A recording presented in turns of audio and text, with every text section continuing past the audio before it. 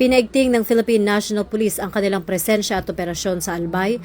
matapos makapagtala ng pyroclastic density current o uson ang bulkang Mayon kahapon, Mayo 2. Ikinalat ang mga tauhan ng Police Regional Office 5 sa mga bayan ng Kamalig, Ginubatan at Ligao City upang magbigay ng seguridad, mamahala sa daloy ng trapiko para sa mga emergency vehicles at magbantay sa mga checkpoints upang matiyak na walang papasok sa mga danger zones. Aktibo ring nakipagtulungan ng kapulisan sa mga lokal na pamahalaan at Office of Civil Defense sa paglikas at pag-alalay sa mga residente patungo sa mga evacuation centers. Sa pamamagitan ng pag-activate sa Kasurog Disaster Emergency Assistance Response o ang DEAR Team, ipinamalas ng organisasyon ng kanilang kahandaan sa disaster response at makataong paglilingkod.